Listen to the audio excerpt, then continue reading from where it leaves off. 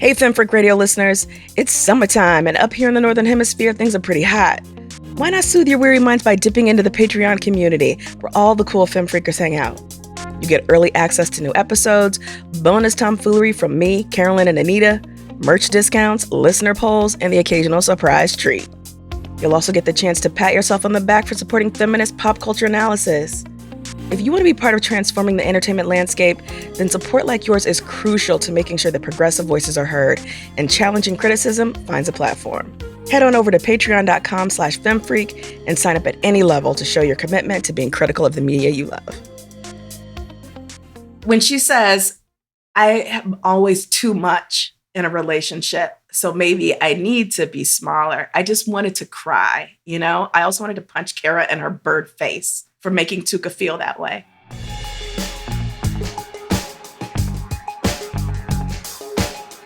Welcome to Feminist Frequency Radio. This is the show that asks you to be critical of the media you love. I'm Anita Sarkeesian, and I'm joined today by the driver of the sex bus who gets kicked off, Ebony Adams. But I'm also the mechanic. You can't get rid of me. The sex bus is my ride. I mean, you can't be the driver and the mechanic. How do you figure? Because that's not what happened on the show, and the show is canon. Listen, in the logic of my bird world, I'm the driver, I'm the owner, operator, and mechanic of the sex bus. Ebony logic. You know what? Yeah, your ticket is invalid, ma'am. I'm gonna need you to step off. That's totally what's gonna happen. All right, this week we have got another great guest to fill the Carolyn-sized hole in our hearts.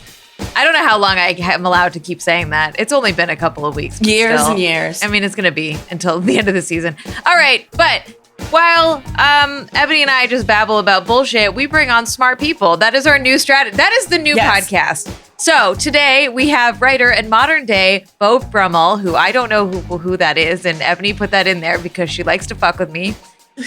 Annalee Newitz. What's up, Annalee?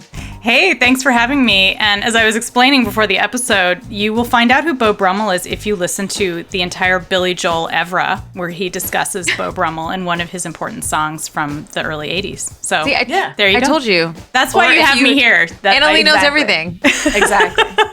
And if you go to Annalee's website, though, and check out their photos, you'll be like, oh, right, dapper. Okay, I get it. Like, it's going to make sense. My shit makes sense. I mean, I buy it. I'm happy to be your Beau Brummel. I feel like. I mean, and Beau is such a good name, isn't it? Yeah. It's a real solid, like, old school. Nobody kind of douchebag, but not really name, you know? And this is the Beau, like, it's B-E-A-O. Yeah. B-E-A. Like, beautiful. Like Beau, yeah. Mm-hmm. Sorry, I can spell, sort of. It's not in B-O. another language. How do you feel about cravats and waistcoats? Are you down? I am pro-cravat, pro-waistcoat. I have a lot of waistcoats. See, all this makes sense. Yeah. Okay. I mean, everybody. I like cummerbunds. I like bow ties, breeches. We're going to have a whole fashion episode next week. We're going to have Join us next week with Annalee when we talk about Victorian fashion. Exactly. Or even Regency. The history of, I can Georgian. talk about the history of high heels. I can contribute that. Ooh, I can, nice. any kind of like mask dandy kind of situation, I'm there for you. Yeah. Well, if you haven't guessed, I don't know how you would have started this podcast without knowing what it was about, but here we are, letting you know. We're going to be talking about season 2 of TUCA and Bertie, the season that almost didn't happen. We can talk about that too. Anyways, stay tuned.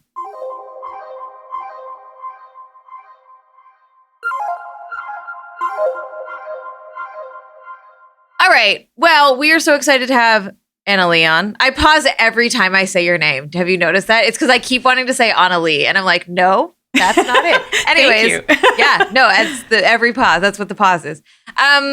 So we've had you on before because you wrote a book that was awesome called The Future of Another Timeline. So you should check out that episode where we talk about like feminist time travel stories.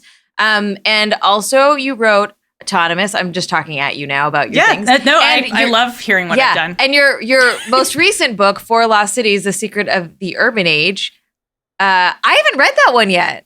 Oh, you're going to love it. It sounds amazing. Please, can you tell us what it is real quick? Yeah, it's nonfiction. In my other life as a science journalist, I write a lot about archaeology. And this is a book about new archaeological discoveries revealing why ancient people abandoned cities. And so it looks at 4 different cities from different times and histories and from very different urban traditions on different continents. And yeah, I spent like 7 years visiting ancient cities and talking to archaeologists and getting covered in dirt and bitten by bugs, and all just to bring you a story about this. And yeah, which one did you love most? I'm partial to Cahokia. It's an indigenous city outside of St. Louis, right on the Mississippi. It was a big party town about 1,000 years ago. It was about the size of Paris at that time, so it was huge. Wow. And it's full of these massive earthen mounds, these huge mounds that are like pyramids. In fact, one of them is about the size of the Great Pyramid at Giza. And it's beautiful. You can visit. I encourage everyone listening, if you're in that area near St. Louis, it's a UNESCO World Heritage Site. And it gives you a sense of, we have like 5,000 years of city building in the United States. And this is one of those great cities from that tradition. So love it. Wow. Okay, I got to read this book. Yeah. For sure. That sounds amazing. Also, we never talked about this last week, but Annalee, every time, Annalee and Charlie Jane, who was on last week, have an amazing podcast called Our Opinions Are Correct, which honestly is like, I don't like it. Just every time I listen to it, I'm like, there's so much preparation that they do on their podcast that we don't do. It's so good. So if you want to go into more detail about like the tropes and like the specifics around some of the stuff that like we usually mention on this podcast but don't like dive into, they dive into it, and it's really, really good. So Our Opinions Are Correct. You can totally just stop listening to our podcast and just listen to theirs. That's okay. No, I think that they're important companion podcasts. I feel like you kind of have to have them both, Yeah. Well, collect them all. It's very 101 generous. and then the graduate seminar, like Yeah. if you really dig it, you just keep taking classes. Exactly. We're like the conversation you overhear on the bus between two people who just watched a show that are like, I got opinions. That is infuriating because you're like, if they don't shut up with this surface level tape, shut up. Goddamn spoilers on the bus. Right. What? And then, Annalee and Charlie Jane are like the people you hear in a restaurant, and you're like, oh, I bet they'd be cool to have a very party. dignified. Yeah, exactly. I think we should switch titles. Because I think ours should be Our Opinions Are Correct, and yours should be Feminist Frequency, because whatever. Okay, enough of that. Go check out their podcast. Your guys' opinions are correct. I often it's true. am tweeting at you saying, can you please talk about 100%. something so I know what to think about it? That's true. You do that. My opinions are so correct that Anita shared that a listener was like, oh, hey, thanks to Ebony for recommending some book. I don't even remember what book it was. I just trust that whatever book I recommended was great. I think it was a romance book. I think it was the one we were talking about, the cowboy romance things. Or whatever. It was either the like cowboy dragon shifter romance, or it was some other like one of the other like fantasy romances that I've been reading. We got into awesome. it. Sure. That is, I can tell that was a good recommendation. For sure. All right. Also, you have both the TARDIS and Stargate on your shirt right now, which is amazing. Is that right? Is that Stargate?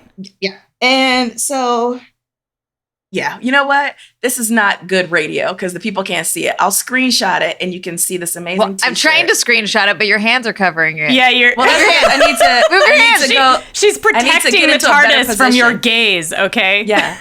Do you see the TARDIS in the background? Because it turns out Charlie Jane and I have the same TARDIS. Yes, I recognize it. Wow. Yeah. There's some the cool people have taste. that. That's right. Yeah, we're not. We got to start our own spin-off podcast, Annalee. That's just clearly called We Know Cool People. Not enough cool people. Feminist. I've got enough Doctor Who stuff to be credible. Come Feminist on. proximity. That you don't get no cool points. Whatever. I stopped watching that show. All right, let's talk about TUCA and Bertie and not Doctor Who. We're bringing this. Okay, we're going to talk about this in the bonus. Okay. Yes. Let's talk about it in the bonus. All right. Great. Just we've got 40 minutes for them to forget. I'm not going to forget. All right. 2 years and 100 episodes later, the Feminist Frequency Radio crew gathered to gush over the brilliant Dayglow world of TUCA and Bertie, the animated series created by BoJack Horseman producer Lisa Hannawalt. The series features the voice talents of Tiffany Haddish and Ali Wong. as the titular best friends, and also includes a rogues gallery of other incredible talent, including Steven? What the hell? No, Steven Yeun. Boy, oh boy. Nicole Byer, Richard E. Grant. Season 2 of the show offers even more weird delights from its off-kilter bird world and continues to delight and move audiences with its bracing honesty, sincere compassion, and lots of boob jokes. We love boob jokes. All right, let's get into this. Annalee. Yes. This was your idea. Ooh, okay. Well, see, I gave you a list of it took a while. stuff, There was a long list. We were like, nope. I didn't even see the list. Yes, All you I knew did, was the Ebony. No, Yes, you did. Yes. You There was a lot of back and forth with picking this topic. I don't think you knew I was talking to Annalee, though. Anyways, maybe that was it. My only aversion to this was so actually let me say this first. TUCA BERTIE came out on Netflix season 1, which was more accessible, I think, to a larger audience because Netflix has a huge subscriber base. And we loved the show here. I loved the show. I thought it was just amazing. And then it got canceled and everyone got super pissed off. And then Adult Swim picked it up. So Adult Swim funded the second season and is the distributor of it. But Adult Swim is only available on cable. So you can only get it if you have a cable subscription or if you BitTorrent it or other forms of piracy, which, not talking or shit. if your good friend Ebony will WhatsApp you her cable password. And not talking shit if people are pirating stuff. I had this moment where I'm like, well, I'm an adult now and I can pay for things. Like, let me fucking pay for this thing. Also, I want to pay for it. Like, this is a fantastic show created by women and about female friendship. It's like, I want the network to know, like, I will give you money for this show. Yeah. Please make it easier for me to give you money for this show. I just think it's really frustrating that like I almost didn't watch it because it took some effort, but it took more effort than I would like to have figured out how to watch it, which is a bummer because I loved the show. And I'm friends with some people that worked on it. I love what they're trying to do. And so this whole like streaming versus cable world, I wish we could parse through and like navigate a little user friendly, Yeah, I think we're about to get over the hump, and I'm afraid it's going to look exactly the way TV used to. It's like there was the bundling, and then there was the unbundling, which is kind of where we are now, and then the unraveling of our minds as we tried to do that, and then everything will be rebundled, and it'll be like, here is a box that you pay for that has all the streaming services in it. Yeah, once again, and it's going to be cable again, but yeah. Which is like, how many subscriptions do we have now? Like, there's Paramount Plus, there's Peacock, Disney, which we got for that one show, Disney, Netflix, Hulu, HBO Max, Criterion Collection. Like, I'm just like, Acorn, so this is BritBox. If you're watching nerd shows like me, so like we're paying more than you would have paid for cable, but then you watch whatever Amazon Prime, their whole thing. It just. What I'm more worried about is the frustrated. the way that they will tighten up subscriptions such that you can't share them with people. Because I've got 17 subscriptions that I'm paying for, but I'm probably actually only paying for 10 because I'm on someone else's account for it, And as long as that's good, it's good. But as soon as they're like, yo, Ebony, you are not actually in the same home as Francine, so we're, eliminating your access to HBO. Yeah. So I had to cut everyone out of Hulu once because I couldn't actually sign into my device. And I was like, I don't know who's on this, but someone's going to text me being like, I need the password again. Like, because that's what we're doing, right? We're just sharing. And at Feminist Frequency, Feminist Frequency pays for some of these subscriptions so that we can access the stuff that we're talking about. And it's just, and then you're just like, well, who's on it and who's not on it and who has it, whatever. None of this is interesting. Listen, is there anything funnier than going onto someone else's profile on your account and seeing what they've been watching and then messing up the algorithm for them? No, there's nothing funnier than that. I create a guest account on every one that I have. So if I am sharing it, I'm like, don't you fucking dare ruin my algorithms.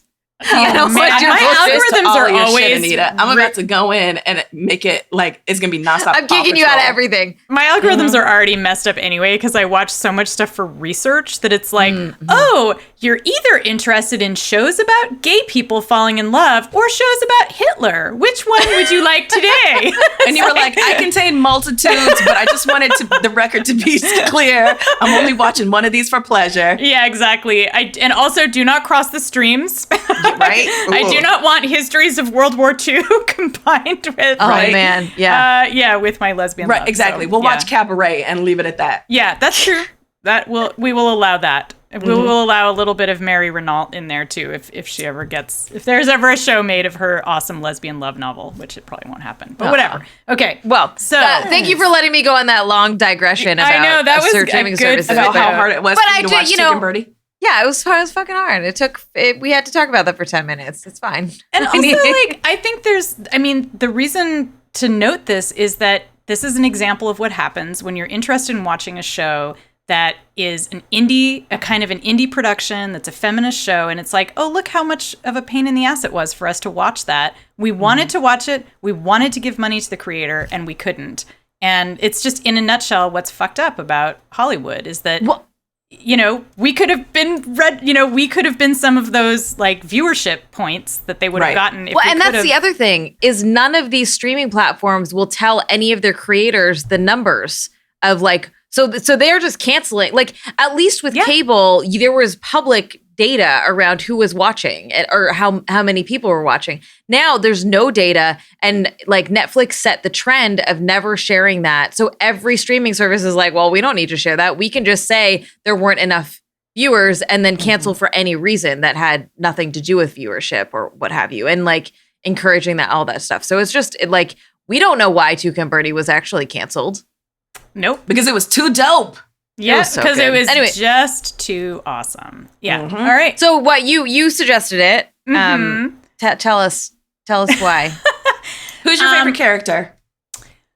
So I actually like the combination of characters. I love TUCA and Bertie as a pair. I think that I like them both, and they are very different, but we get to see how complementary they are. And so I really wanted to talk about it because this is an example of a show, I feel like, that is both really escapist and sweet and fun and wholesome and bouncy, and also just deals with these incredibly dark, intense issues at the same time. Issues like PTSD from childhood sexual abuse, dealing with toxic romances, dealing with hard stuff in friendships. When you have a really close friend, sometimes you have really dark fights because you know each other really well. And we see TUCA and Bertie struggling with that a lot, especially in season 2. And I love the way the show, unlike a lot of other shows that I watch about, issues around like sexuality and feminism, they'll just go right there. Like the episode where Bertie is having sex fantasies about her abuser, Pastry Pete. And I'm like, that is so real. Like it's such a hard thing to talk about. It's so shameful. And, people get shamed for it. I'm not saying it is shameful. Or they feel ashamed. They feel ashamed. And like having the show deal with it in a funny, realistic way, but also not realistic at all, of course, because I love that Bertie like takes her vibrator into basically Good Vibes. And I'm totally imagining like Carol Queen at Good Vibes with like a little doctor's uniform and a little thing like, I'm testing your vibrator to see if it's sending you like bad vibes. I think it's actually named. Vibrator doesn't give you nightmares. I think it's named after the Pleasure Chest in West Hollywood because they called it the Pleasure Nest. And I was like, oh, I get that. I get that reference. I didn't know about the Pleasure Chest, so I was just like, it's Good Vibes. That's my local store in San Francisco. And seeing the show deal with it in that way, like I was like, wow, it felt physically like a relief for me just seeing it and feeling like, yeah, this is out in the world now. Like people can talk about this and we don't have to feel ashamed of it. And so those are the things I like about it. Also, just I love how much of the show is told through the imagery. So there's the great dialogue, amazing storylines, but then just also the stories that we see like as Bertie is dealing with problems and like her arms are falling off, you know, and she's turning into different shapes. And same thing with TUCA. Like when TUCA gets really crazy, like I love the way she eats. Like she'll just dump food into her crotch. Yes. It's like, yes, I feel that very much. Like sometimes you just gotta like pour your food right down your pants. It's just a feeling. And so yeah, those are all the things I love about it. Is I feel like somehow Lisa Hanawalt, the show creator, is able to talk about shit that is really hard to talk about in almost any other medium. And she just makes it fun. And that's damn, you know, I just love it. I was so into Bertie's attempt to find a new therapist and just the incredibly hilarious but real way you see her just struggling with the fact that I need to, you know, I think I might need to find a new therapist, is weighed against my complete inability to find this person. Like, it's so hard when you're at that point where you have that need for that kind of help to then be faced with all of the roadblocks it takes to find that kind of help, you know? Yeah. But yeah, I mean, there's just, it is so brutally honest that sometimes you're like, oh my God. But then it will immediately be so hilarious. Like a boob on a window or something. And you're like, yes. Yes, exactly. You know? The therapy stuff I thought I really liked too, because like not all therapists are created the same, and like it takes a while to find them, and like her going through all of them, you know, and it was in this playful way of like, I don't like your answer, right? But it was also like, I'm not vibing with you, like this isn't working for me. And then there's a point near the very end of the season where she's just like, I like, solve me. Why haven't you fixed me? I just don't want to be anxious, right? And then there's this moment where she does something and she's like, oh, maybe therapy is working. Maybe it takes time. Maybe it's like little small changes. And you're like, oh, thank you for that reminder. You know? And I like that the therapist is also a real person. Like, I feel like in a lot of shows where we see therapists, the therapists are kind of, they're a cipher and they just sit there and kind of reflect back, or they just exclusively say wise things. And her therapist is like, I'm watching YouTube. Like, I don't know. Oh, are you done? Well, I'm just going to like check out my baking show or whatever she's watching. I can't remember. But she's definitely like, you know, a person. Like, she's not flawless. She's not, you know, promising that Bertie is, you know, going to get lots of wisdom. She's like, look, you know, this is hard. She's all the therapy stuff is very real, as opposed to, say, a show like Ted Lasso, which I also love, but I feel like it's interesting to contrast that vision of a therapeutic environment with TUCA and Bertie, which just feels more. I can't talk about that show anymore. Yeah, I'm not bringing it up to talk about. I'm not watching a Ted Lasso. No, the season 2 is so bad. I can't do it. I can't. Oh, but I will link. I will link a Twitter thread about why like season 2 so far is so awful. Anyways, I can't. It hurts my heart. Yeah. No, I know that's not what you're trying to do. I just Anita literally. Sarkeesian. I feel it too. That's why I brought it up as like as a counter example. Yeah. Like, there is a show not doing it right. So the sort of like. It's not the Me Too episode, but there was an episode with that element in it I thought was really interesting. Like, I think it's a really interesting example of how, like, the show sort of weaves in all of these little things that are kind of big things into really weird narratives. So, you know, Pastry Pete is an abusive, like, he got called out. He was abusive. And he does his comeback tour by selling these pastries that are his, like, I'm sorry pastries, which is totally a call out of what's his face, the Italian Food Network guy, Mario Batali. Yeah, who put in, so in a newsletter, he's like, sorry, I abused some women. Here's a recipe for fucking, like, I don't know what it was, some kind of pie or some kind of like muffin or something. And everyone was like, what is wrong with you? Right. Yes, because Pastry Pete he actually sets up like a little, it's like a food truck that's selling like forgiveness cronuts, or it's not cronuts, but it's like, it is like forgiveness pies or something. So in that episode, what I think is interesting is they're not even really dealing with that as much as they're dealing with this idea of Bertie trying to be one of the cool guys, which is a totally different thing. Like, that's kind of related, but not. And like, we come back to the Pastry Pete stuff with the like sex dreams. But I thought that was really interesting where she's like, I'm just going to like talk to the bro in my brain and like, I'm going to like bro out. And I was like, this is so funny. That was also fascinating, right? And super fascinating because you're like, well, that's a thing that happens, right? Where we internalize misogyny or like this dominant culture or whatever, all this stuff. But the way they did it was so fucking funny and absurd. And this show is such a gift for being able to do that, right? Like mixing all of those aspects of like realness, right? Like a lot of this stuff, there's another moment where Speckle is on the couch playing a video game with some random person. And one, they don't really want to play the game. They just want to hang out. And like, I love that commentary about like male bonding over video games, right? And that's where they do it. And like, people keep, like the game keeps being like, but don't you want to fight the dragon? And they're like, no, I just want to grind a little bit and like plant a garden and like talk to my friend about their relationship. They're not even grinding. Like, they are grinding, I guess, but they're planting a garden and then they're going to use it to feed the homeless in the game. And like, it's you can tell that they're like, we're trying to make sure that the men in this game don't pass the Bechdel test because all they do is talk about their relationships with women. And I was like, this is so sweet. Yeah. Like, they just want to like garden and talk about their girlfriends and their yeah.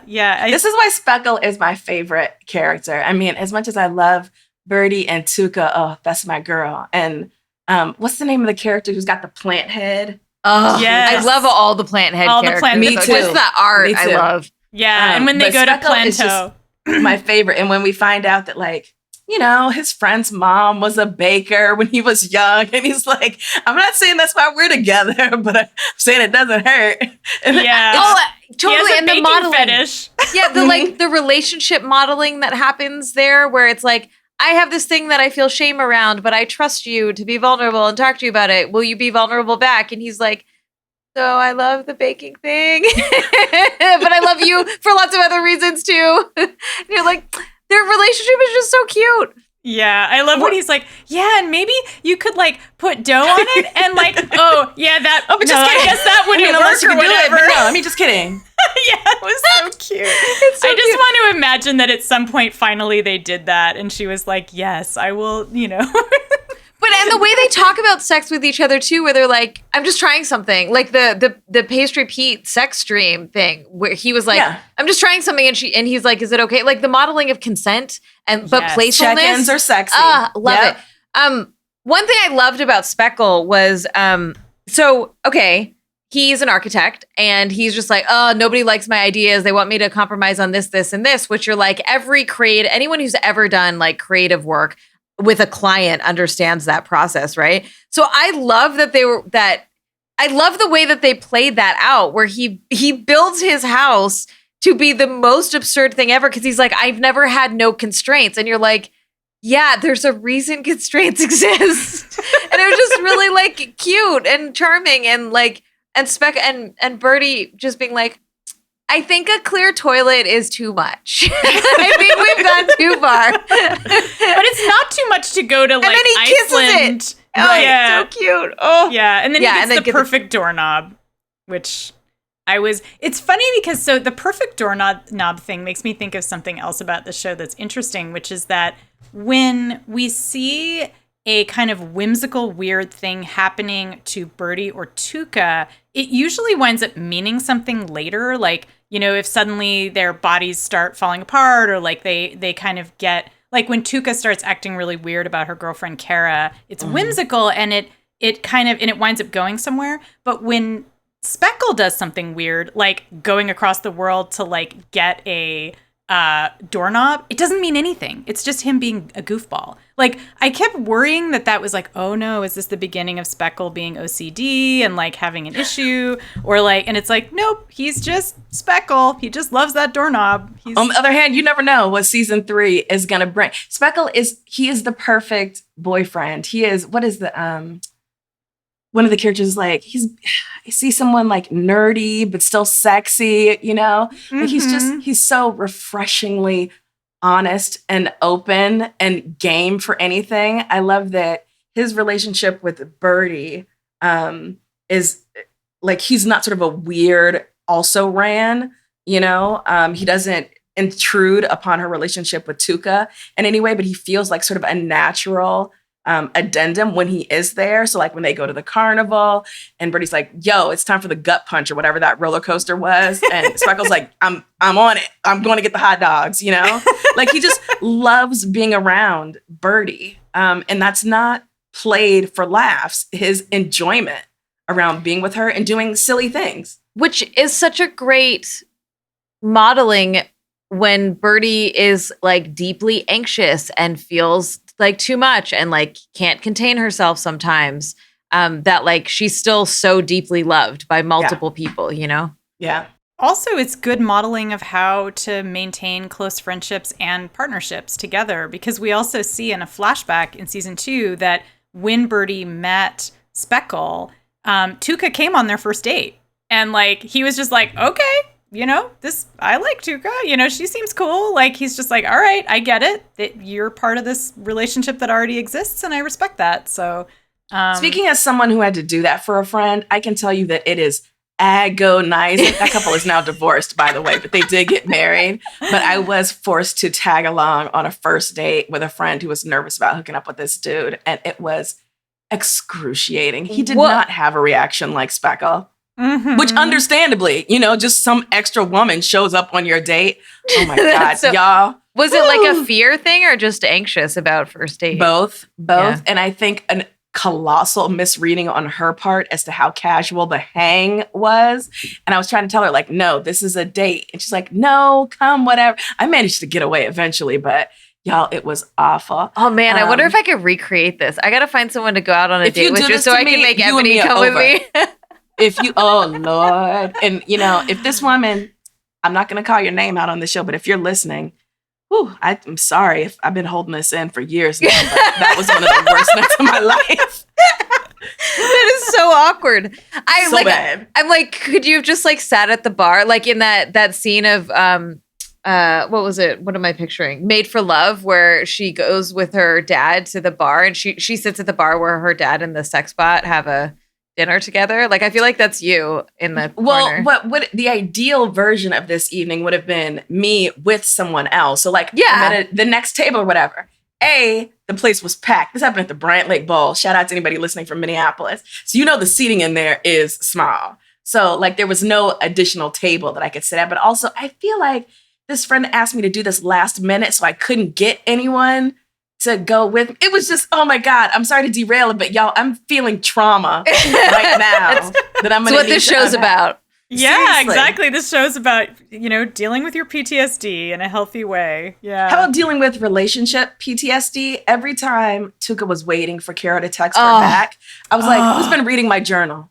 Who has been digging into my life and my past history? Because this is my story. This is my song. And I love how that was a thread through so many episodes of TUCA just being like, again, as outsiders to relationships, you can be like, they're not that into you. This isn't healthy. It's not working, whatever. But like, you know, when your feelings are your feelings, you're so in it. And so I think we all related with TUCA to some degree. When she says, I am always too much in a relationship, so maybe I need to be smaller. I just wanted to cry, you know? I also wanted to punch Kara in her bird face for making TUCA feel that way. Yeah. Fuck her. But we have all been there, you know? Yeah. We have all been there. And it is played out so authentically. The sort of surface brain telling you that maybe this isn't right for me, but there is that lizard brain that's saying like, no, sometimes things are good. And this person is so wonderful. So if I'm having trouble in this relationship, the problem is clearly me. I need to keep making adjustments. And, you know, I will just wait for them to bless me with their time and their energy. And I will be grateful for anything they give me, but I shouldn't ask or press for anything more. It played out so, I was so glad that there wasn't, you know, a redemption arc for Kara. Because I was like, no, sometimes we we need to let those people go, and it's gonna hurt. It's gonna hurt, and you're gonna feel terrible about it. You know, you can't package that up in a sad cup. Yeah. Baby TUCA's out there. You're just gonna have to like live with the hurt for a bit. Yeah. And that was a great example of how the show seeded, like, we even got like the red flag at the beginning of the relationship where she goes to the bar to meet up with Kara, and the bartender's like, yeah, you know, she like hooked up with me and then wouldn't call me. And I was like, uh-oh. And then TUCA's just kind of like, oh, whatever, like, because Kara shows up. And then I was kind of convinced too. I was like, oh, Kara's being so sweet. Like, maybe this is just the bartender being a weirdo. And it's like, nope, that was your red flag number one. Yeah. Seriously, because they bless you with their time and you think, I've won, you know, like no one else was able to get this from them, but now I'm the recipient of their time and energy. So clearly this, you know, what we have actually means something, and I will do everything in my power so that I don't get pushed off this pedestal that I think I'm on, you know, out of this hallowed place. It's bullshit. Oh, totally. Yeah. I loved the episode about the insomnia. I loved the visuals of it. I loved the way it showed nighttime world, you know? Yeah. It just reminded me, I had this is a goofy story. So I was in New York for an event and I had to do a talk, and it was like this really big, wild, weird thing. And so for some reason, my mom was staying in the hotel room with me. This isn't a thing, like my family doesn't come to my events. So this was like a super rare thing that happened. And my mother snores, and I forgot about this. And I can't deal with snoring ever. Like, I just aggressively cannot deal with it. It's like a first date question for me. I'm like, we will just never like actually fall asleep in the same bed together if you snore. Full stop. So I can't sleep. My mom is super fast asleep. I wake up. I mean, I don't wake up. I'm in like downtown, not downtown, but I'm in like Lower East Side or something, New York, at like 2 a.m. in my pajamas. I go down to the front desk of the hotel and I ask for earplugs, and they don't have any. And I was like, how do you not have any fucking earplugs? You're a bougie ass hotel that probably charged like $400. So I'm like, and whatever I'm sleeping in, literally walk down the street. And it's 2 a.m. in New York. Like, there's still loads of people out, but it's late. And then I'm in the like CVS, and I'm like, I'm looking at all of the earplugs, and there's like 25, and I'm so tired and so stressed that I just like collapsed on the floor of the CVS. Like, I just sat there being like, I don't know which one to pick. And there's so many, and I need to sleep. And I think I texted my ex randomly being like, I don't know what to do. This is so bad. So Lisa dumb. Hannawalt is listening to this and taking notes for season 3. This is absolutely what happened to Bertie. And then I finally go back to the hotel and I put the earplugs in, and it doesn't help at all. And I get no sleep, and I'm just fine. The event was fine. But that, like, when they're in the store and it says, anyone, like, stop picking shit up off the aisles, just buy something or leave. Like, I felt that moment where I'm like, you're in the store and it's too bright, and like, it's too late to be in somewhere that bright. Like, it just, yeah. And I loved the dark, like the visual of this episode too, right? Just the ways that like little pops of light came on in this otherwise sort of darkscape. Yeah. That's And my also story. show the is- beautiful moment of singing together. Like, that was just like, that was definitely a weeping moment in the show where they kind of find their little friend. And then I love that the mom comes out and is like, you fucking creeps. And TUCA the whole time was like, I don't think you should be talking to me. This is creepy. Let's talk it about how wasn't. It this was show looks, wholesome. though. Yes. I mean, this show is so gorgeous. So I've seen season 1 once all the way through. I've seen season 2 once all the way through. I can't wait to go back and watch again, because each episode, each frame is so rich, so full of life and color and movement. And there are always things in the background, just beautiful, funny, hilarious things or sweet things that are never referenced, you know, in dialogue or in the story, but just are wonderful things for you to catch. And I can't wait to do that. You know, so Anita introduced me to an artist. And when I say this name, and you're going to be like, it's not remotely similar. Was it Robin Eisenberg? Oh, yeah. I think so. It reminds me of that in that it's so It is like, fantastical world, absolutely like gorgeous colors. The art is not the same, but it draws you in. You feel as if you're falling just like body first, into this fully realized 3-dimensional world that you could spend forever exploring, that you could, spend as much time as you want with TUCA and Bertie, but there is a world off to either side that you want to spend time in. It is just gorgeously realized. And I mean, I watched some BoJack Horseman, but not a lot. And just, periodically, but I'm wondering like how much of that is also present in BoJack. Because to be honest, like I don't watch a lot of, like adult animation. So I don't know if we're getting a lot of this stuff elsewhere or as well, or if TUCA and Bertie is really this singular thing. So the year that you and I and Carolyn were all at XOXO together is the year that Lisa Hannawalt presented the first episode of TUCA and Bertie. Yep. A rough cut of it, which I thought was really special that we got access to that.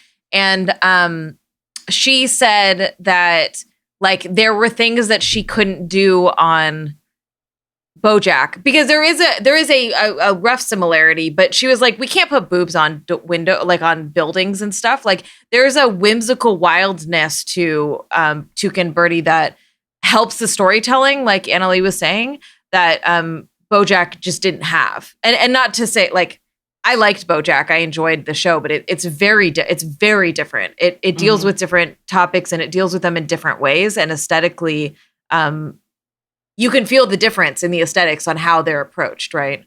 And it's funny because for a long time, people were saying like, oh, they're set in the same universe and, there's going to be like some kind of crossover. And Lisa Hannawalt finally came out and said, no, they're not in the same universe. So she has confirmed, at least in canon, our headcanon can do whatever it wants, but in canon, they are not the same. So it's not like, TUCA and Bertie are like living across the country from BoJack or something like that. And she said part of that is because the animation style is different. She feels like it's a very different world, a looser world.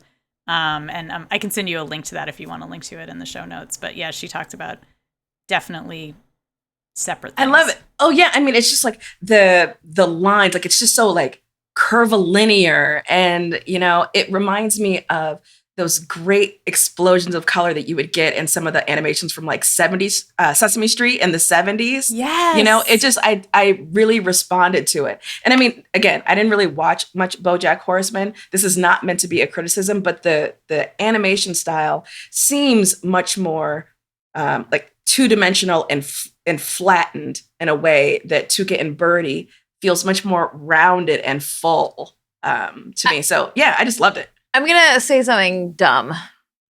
It won't be dumb. Say it. Gender is a construct. It's not real. That's not dumb. I know it's not dumb. But what I'm going to say is that that's the preface to these shows feel differently gendered, right? In that like the approach to the design style, the way that the characters are conceived, the way that what stories are being told, right? Like TUCA and Bertie is about these two women and their relationships to the world and the complexities of their own feelings and that sort of thing. BoJack Horseman is about like an old washed out dude. And like, I think there's some really interesting stuff that goes on in BoJack, but I think that the storytelling is clearly conceived by people. Like one is created by a man about a man and one is created by a woman about women. Right. And I think that comes through as much as we want to be binary. I mean, we don't want to be binary about gender at all, but as much as like socialization and all of that kind of stuff, I think there is a real distinction there, and the animation style plays out in those kind of categories as well. Is that that makes sense to me?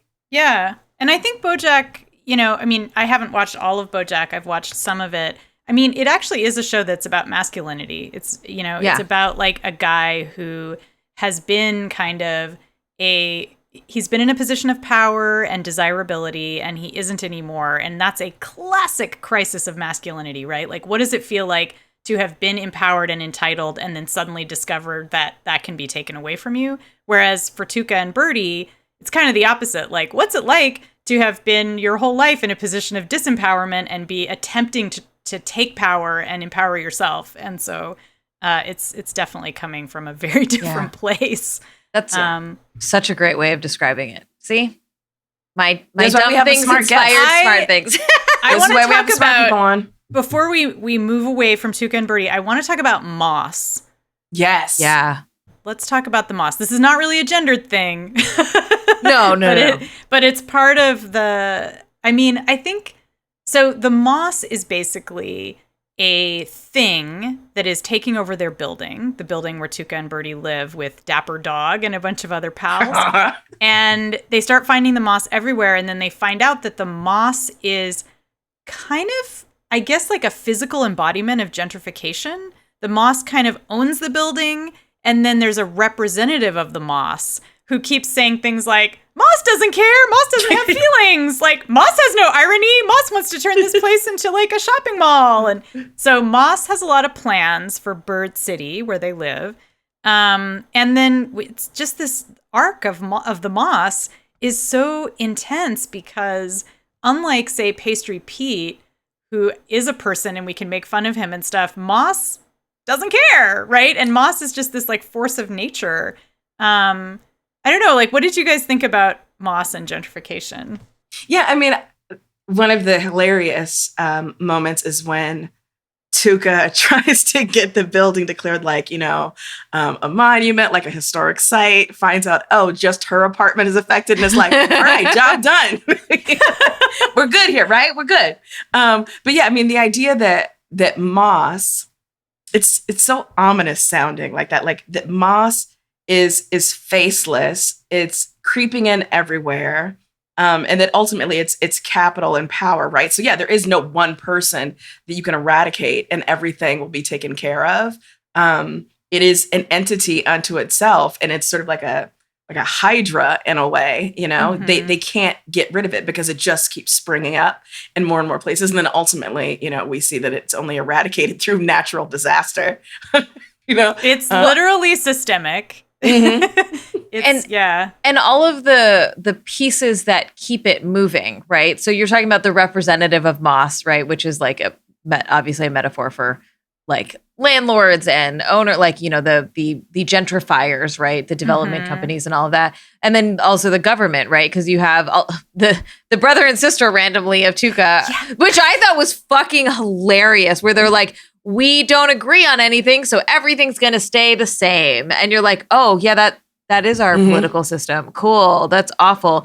But that they're like, we agree that we should do nothing about the levees or whatever. I mean, it was clearly a very like Hurricane Katrina reference in a lot of ways, and all of the other ways in which disasters are happening that could be prevented. So, just in the last year would be the what happened in Lebanon and Beirut, the power infrastructure in Texas, which was horrific. And so, I was just thinking about that. The show is really good about bringing in those pieces, like the larger culprits of things, right? It's not just, these people dealing with their own anxieties. It's like their anxieties are also interacting with larger institutions and larger cultural forces. Yeah, and it's easy to surrender to the appeal of what gentrification offers, right? So it's not. I loved that. Some, where it's like some corporation being like, we're going to buy out your building and you're not going to be able to live here anymore. It's like, and for the people who do stay, there's going to be a Starbucks and there's going to be a Whole Foods, and also we're going to subsidize this, this carnival so everybody gets in free. And if you just download the app, like, it makes itself such an attractive proposition that you find your resistance to it being worn away, steadily, before you even realize what you've given up. And Berta being like, oh, I like that pie tin. Or I really like her. I know I shouldn't, but I do, right? Which is exactly, like, I loved that manifestation of what you're articulating. I also love that, and this goes back to what we were saying about how the animation can tell a story that you can't necessarily tell with just the dialogue, because seeing the moss on the building, when you see gentrification happening in your city, it's never that literal. Like, you can't just walk down the street and be like, that building is mossy. Unless you lived in the Mission District of San Francisco in like 2010s. And I do live in the Mission, and I've seen it happen. I have a friend, Claire Light, who says, gentrification blue, like that color of paint. Like she talks about how, the building's turning this color blue or. I'm sort of saying that in a jokey way, but a literal way. One, because I lived on Valencia as it was happening. And I was I kept calling it like hyper gentrification because I'm like, no, you usually can't see it happening that quickly. And it was like, oh my God, it happened in like 6 months. You're like, what the fuck is going on right now? And so, but yes, normally it's a slow, like it's a much slower progression. It's a slower progression. But the other thing is that the pernicious thing about gentrification, even on Valencia, is that some of it is like naturally occurring. Like cities do naturally change over time. Like you're never going to have a street that just like withers away to dust if it's in a thriving city, right? But so then you have these, development companies coming in who are kind of the forces of gentrification. But then you just might have people who've lived there for a while who are like, you know what? I finally made enough money to like upgrade my house. Like I have a store over on Valencia. We finally are making enough money that now my house can be repaired. And it looks the same as the house next door that was bought by a company in Arkansas that is just buying houses and tearing them down and rebuilding them. So probably it wouldn't be in Arkansas, but you know what I mean? So I like the idea that the moss is like this key, like you can walk down the street and be like, that house actually belongs to someone who is like a third generation mission dweller who just painted it. But that house is owned by a development company. It's covered in moss. And I just like it's a fantasy, I think, of every kind of progressive person that you could actually, when you have a systemic point problem, fingers. Yeah, that you can actually point fingers and be like, there's the moss. I can point to it. I can't make the moss laugh at jokes or do anything, but at least I know it's there. So I love that fantasy of like being able to take a systemic problem and like put a face on it, even if the face is moss, which doesn't have a face, as they would probably point out on TUCA and Bertie. The show's so good, y'all. It's so good. Try and find it. Great. Go if you haven't watched the first season. Watch Try the and second find season. it. If you can't, try and find the second season. It's delightful. Hopefully it will be. I don't know. Don't things like shows get packaged up and put on sale eventually once it stops airing? Sometimes on whatever. Yeah, You can I mean, the first episode is available for free on YouTube, and so my hope is that maybe in a couple months the whole season will be available for pay on YouTube. Yeah. And that would be great because then again you could pay for the show, which you should. I mean, it's a terrific show. It should be paid for if you can. Yeah, and I think don't a lot of Adult Swim shows end up on Hulu? I mean, I know like The Venture Brothers is on HBO, but I feel like a lot of them end up on Hulu. Maybe. Yeah. Well, there's usually relationships. Rick and Morty is also on Adult Swim, and Rick and Morty's everywhere. You can get that on. Yeah. Yeah. Well, here's hoping. Y'all can access this. All right. Okay. Well, we'll be right back to share some freakouts.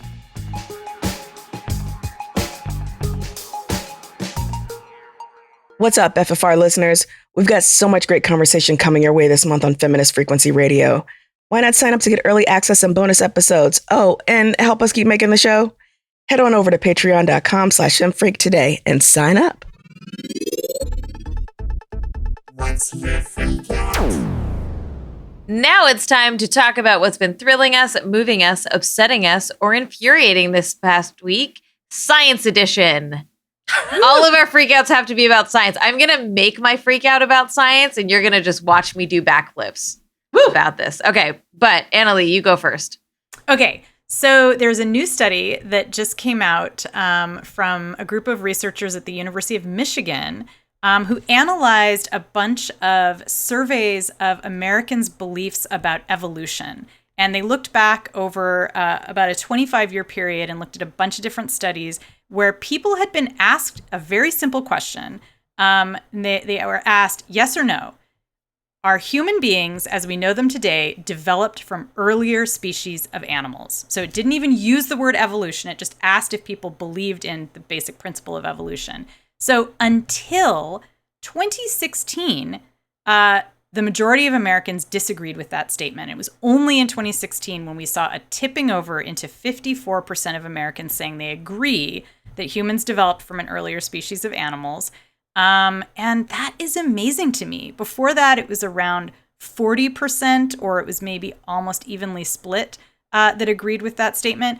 And it just made me think, I sometimes forget how much this nation isn't just divided kind of along political lines, but also along just like fundamental beliefs in reality. And it's good that we're catching up to the rest of the world. The only other nation that has fewer believers in evolution than the U.S. that has been surveyed is Turkey, where they had 27% of people agreeing with that statement. So, again, this is only places where those kinds of surveys have even been done. So we don't know big parts of the world what people think. But yeah, slight improvement, I guess. As someone who didn't know the statistics at all at any point in history, I'm just like, that's it. So it's just very different reactions of like, you're saying that's it, like that few people believe in it? Yeah. It's pretty freaking shocking, actually.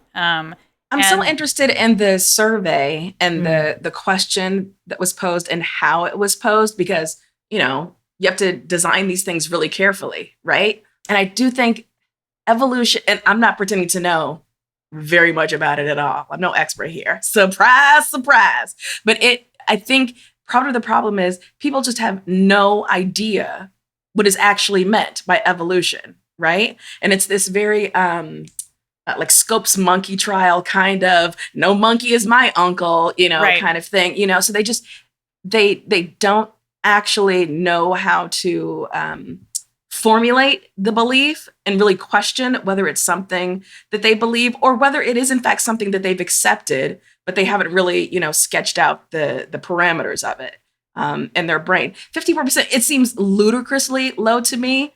And my gut instinct to say, oh no, it's definitely higher. People just don't know they believe in evolution. But that seems, I can't say that. I don't know. Yeah, so I think that's why they posed the question to not use the word evolution, because I think that could bias. The idea is that it would bias the answer, because some people might actually believe in the principle of evolution, but because they've been taught that evolution is evil, they're like, oh, well, I don't believe in evolution. Of course we came from other animals, but like, Right. So not all Christians don't believe in evolution. For sure. But I am wondering about the statistics around like the population of Christians in the country, and then this number, right? Like it's this belief, I think, is very based in religion. Especially like Christian religion. So I'm like, now that I'm actually sitting here and thinking about it, I'm like, I guess that number isn't that weird. But I think specifically like evangelical Christianity, like modern evangelical Christianity. That's right. Yeah, but modern evangelical Christianity is not 54%. It's not 45%. No, but of its the country, tendrils right? and its influence are so widely felt, right? But I think, for instance, like I don't know that you find the same sort of.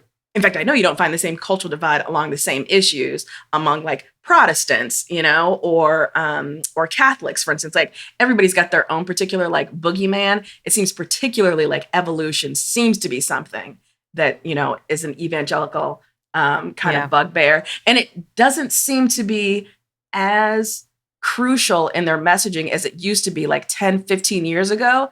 It seems to be like, you were constantly hearing about school boards, pulling textbooks out that talk. You don't hear about that as much anymore. Now it's all, critical race theory is turning our children into warlocks. Yeah. Sexual deviant warlocks. Thank God, because that's my favorite kind of person to date. Right? Sexual deviant warlock. We know what's up. Thank you, critical race theory.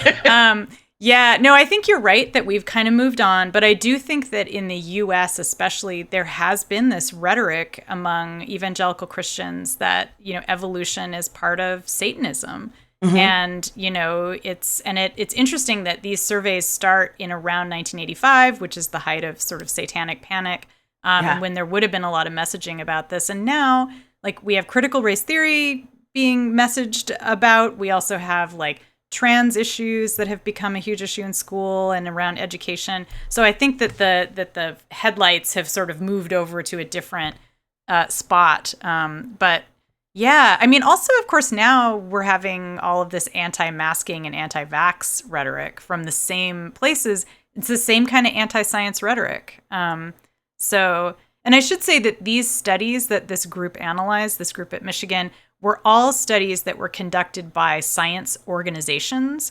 So National Science Board, National Science Foundation, and NASA funded a series of studies starting in 1985 that asked this question about evolution. So nobody was going out into religious communities who is sympathetic to them necessarily. So that's another kind of thing to think about in terms of bias is like, well, were people being asked by someone they thought was a scientist, and so their hackles were immediately up, and so they might have answered differently if it was like their pastor asking them about it or something. So I don't know. We're thinking. I'd be interested to know in like 10, 15 years if the numbers of children who are being homeschooled continues to rise and how that will affect these results. Because I think, you know, like the numbers have consistently been going up, right? But I think increasingly people are choosing to homeschool their children now during this pandemic. I wonder how many will continue to do it once it is, you know, marginally safer to send our children back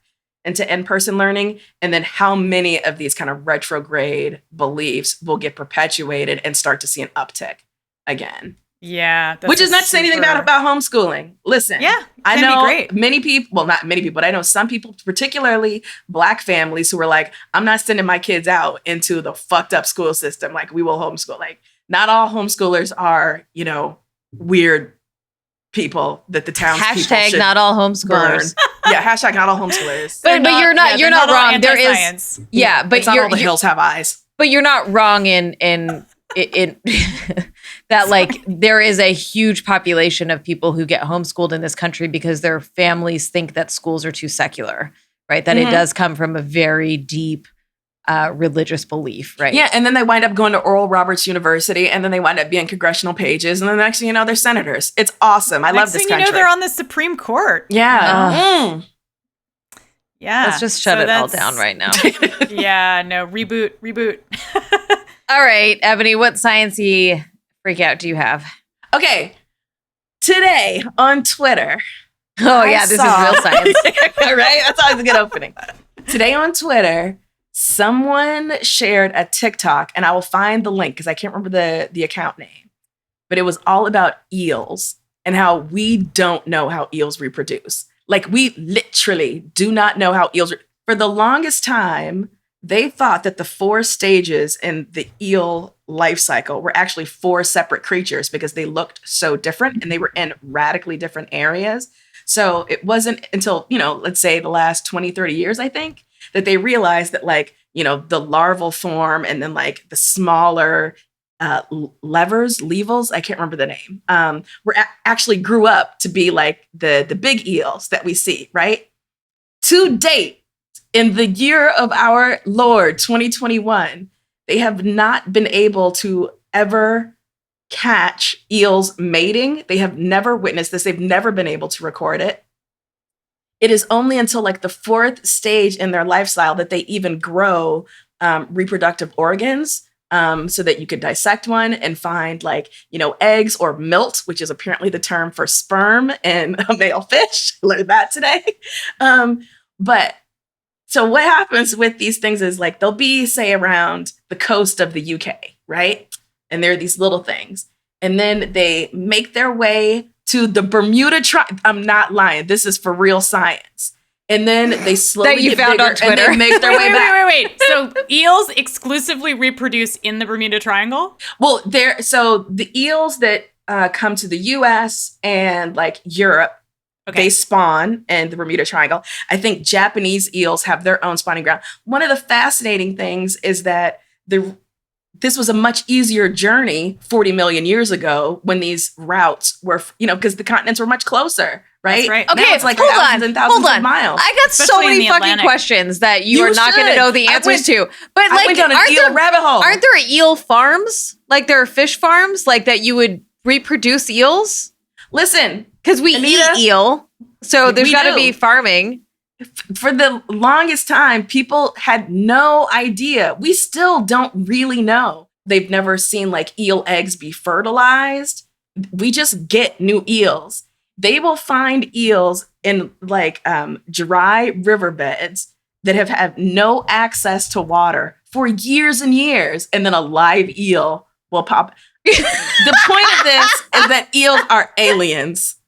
And that we open your eyes, people. I'm going to send y'all some they're probably from another dimension, right? Like they're going to another dimension. They're having a giant orgy. They're all fucking, and then and they're like, "This is none of your business. Don't get up in our business, our freaky eel business." Right? You know what I find so interesting about science?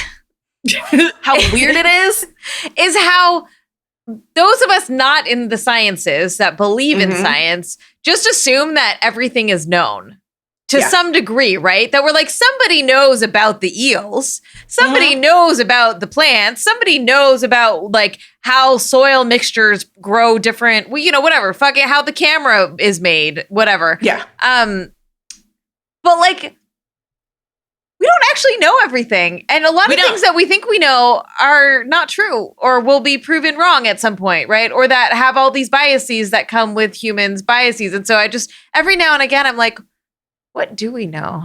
Have I become an anti-sciencer? No, I haven't at all. Do you believe in evolution? So I was just looking on Yeel, the internet, and I went to thefishsite.com, which has a guide to eel farming. And indeed, we do not breed eels in captivity. The way you do eel farming is people go out and capture little baby eels that are called glass eels. So they're real teeny. They look like worms. And then those are sold to farms who raise them. So eel farms are just rearing eels. They are not breeding eels. Man, someone's going to get a fucking science prize for figuring out how eels breed.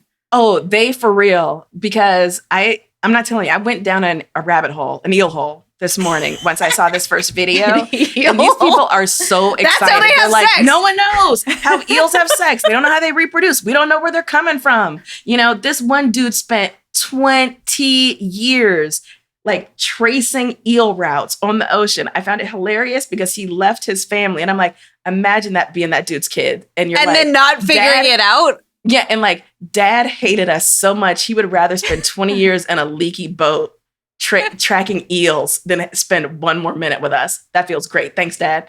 Amazing. Very into it.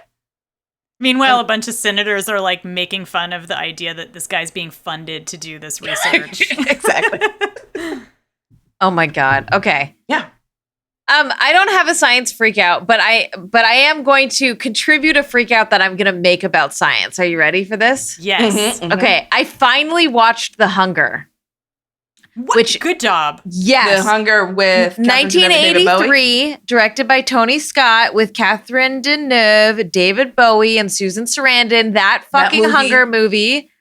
One of the hottest things ever on celluloid. Don't argue with your mama. Can I just say that our that movie patrons changed my life. Yeah. Our patrons had the opportunity for us to talk about The Hunger in a poll, and they did not choose it, and I was very upset.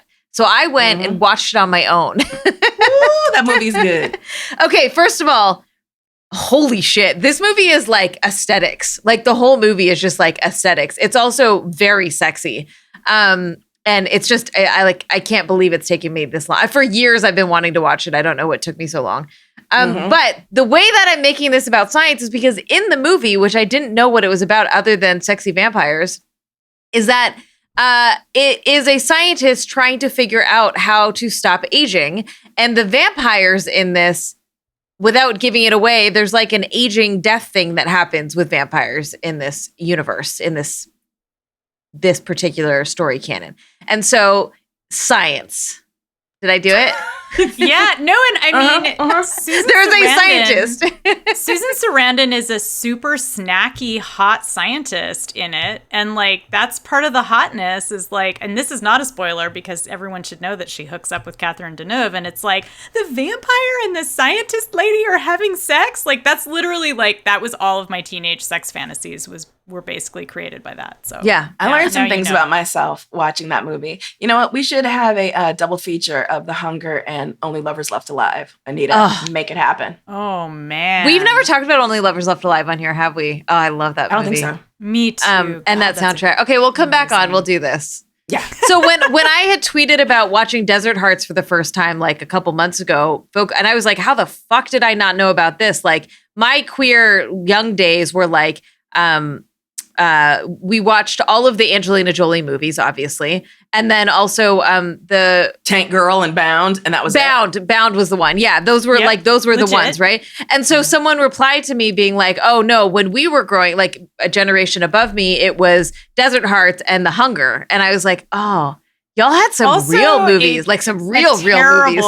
A terrible movie called Go Fish, like in the early. Oh my God! Yes. Yeah, I know that.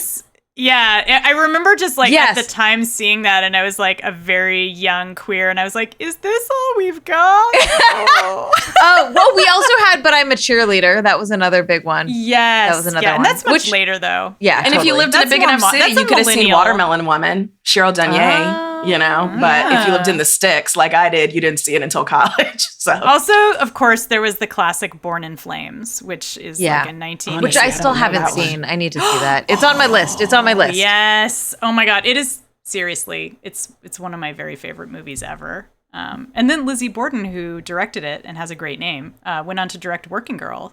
Which we actually, Carolyn, when she was visiting me in LA, we went to see a screening with a Q&A with Lizzie Borden like a couple months ago. Is she's still a going concern? She's like doing stuff. Still doing stuff. Yeah. I mean, I had some issues with some shit, but I was like, older feminists, whatever. You're gonna say some shit that you're like. I think she did okay for her. Yeah. For what she had to work with. Yeah. So. All right.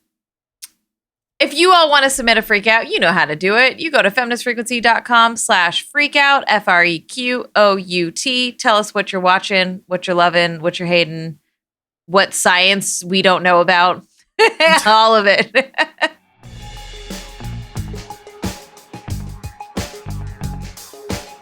All right. Thank you all so much for listening to Feminist Frequency Radio. Annalee Newitz.